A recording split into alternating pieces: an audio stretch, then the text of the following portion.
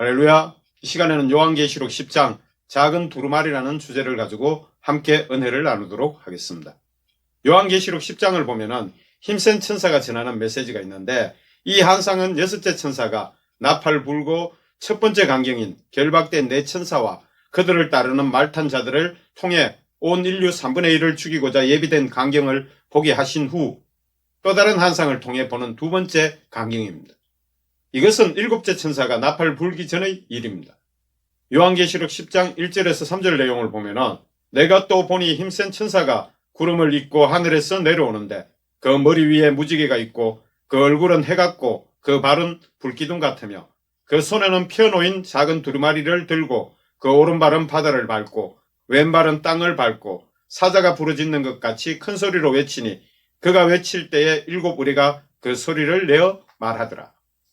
1절은 여섯째 천사가 아닌 다른 힘센 천사가 하늘에서 내려오는데, 구름을 잇고 이 의미는 구름이 천사 둘레를 두르고 있는 그러한 모습으로 구름을 타고 오는 모습이라고 볼 수 있습니다. 그 머리 위에 무지개가 있고 그 얼굴은 해 같고 그 발은 불기둥 같으며, 이러한 영광이 그에게 있으면 하나님과 예수 그리스도를 대신하는 사자임을 의미하는 그러한 모습입니다. 2절은 그 손에는 펴놓인 작은 두루마리가 있었는데, 요한계시록 10장 전체 내용은 사도 요한이 선지자로서 하나님께서 예수님을 통해 보여주신 계시의 내용을 가지고 예언을 해야 할 사명을 받게 되는 그것을 상징합니다. 그리고 천사의 발이 오른발은 바다를 밟고 왼발은 땅을 밟고, 이 모습 또한 상징적인 것으로서 바다와 육지를 가리키는 온 세상을 의미하는 그러한 뜻입니다. 2절 전체의 내용은 온 세상에 대해 사도 요한이 전해야 할 예언을 가리키는 그러한 의미입니다. 이는 요한계시록 10장의 핵심적인 계시의 메시지인데, 요한계시록 10장 4절 내용을 보면은 일곱 우레가 말을 할 때에 내가 기록하려고 하다가 곧 들으니 하늘에서 소리가 나서 말하기를 일곱 우레가 말하는 것을 인봉하고 기록하지 말라 하더라. 이것으로 볼 때 요한 사도는 요한계시록의 체험을 보고 들으면서 응답받는 것들을 즉석에서 전부 기록한 것을 알 수 있습니다. 이는 모세가 시내산에 올라가서 하나님 언약의 말씀을 받아올 때도 동행한 아론과 나답과 아비후와 이스라엘 장로 70명을 멀리서 하나님을 경배만 하게 하고 하나님의 명령대로 모세 자신만 나아가 하나님의 언약의 말씀들을 들은 것을 기록하였던 것과 유사합니다. 이는 출애굽기 24장 1절부터 8절에 잘 나타나 있는데, 또 성도 개인에게 주시는 응답도 그렇게 하길 성령님이 말씀하시는데, 이유는 나중에 하나님의 뜻이 어떠한가를 잊지 않고 알고 행하기를 원하시기 때문입니다. 그리고 하늘에서 음성이 들려오기를 일곱 우레가 말한 것을 인봉하고 기록하지 말라고 하는 소리가 들려왔는데, 일곱 우레에서 우레는 내성 곧 천둥소리를 의미하는 것으로 천둥소리와 같이 천사들이 복창할 때 한 목소리로 내는 소리일 수도 있는데, 이는 요한복음 12장 28절부터 29절에 잘 나타나 있습니다. 아버지여 아버지의 이름을 영광스럽게 하옵소서 하시니 이에 하늘에서 소리가 나서 이르되 내가 이미 영광스럽게 하였고 또다시 영광스럽게 하리라 하시니, 곁에 서서 들은 무리는 천둥이 울었다고도 하며 또 어떤 이들은 천사가 그에게 말하였다고도 하니, 이처럼 일곱 우레가 말했다는 것은 일곱 우레와 같은 소리가 들려온 것을 의미하는 것입니다.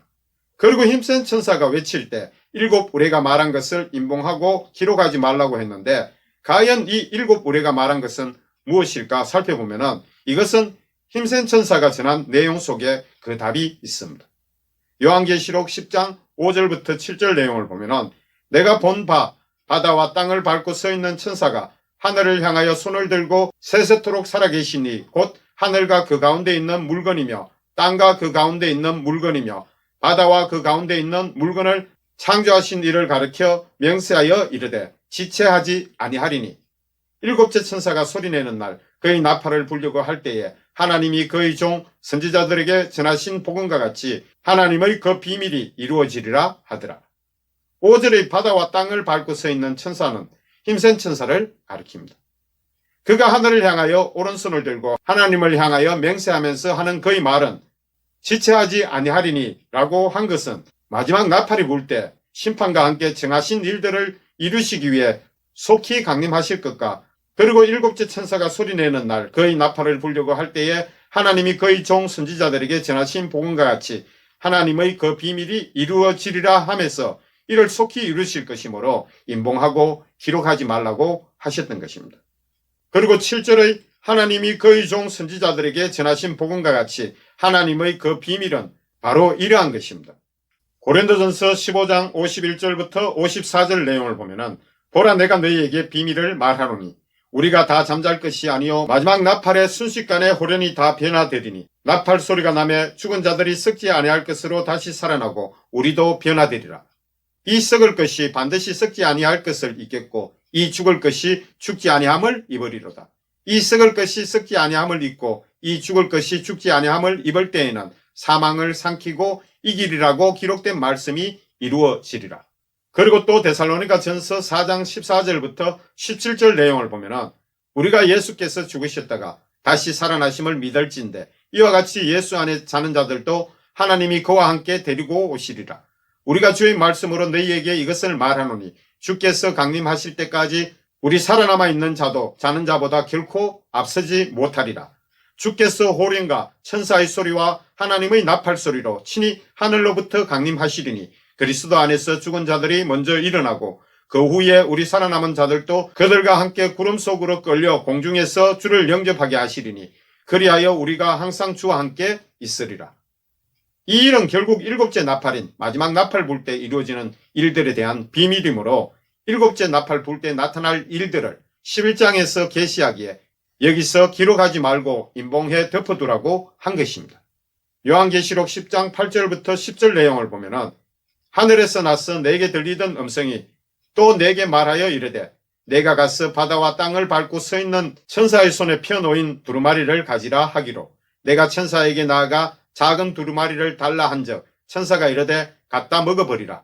내 배에는 쓰니 내 입에는 꿀같이 달리라 하거늘 내가 천사의 손에서 작은 두루마리를 갖다 먹어버리니 내 입에는 꿀같이 다나 먹은 후에 내 배에서는 쓰게 되더라.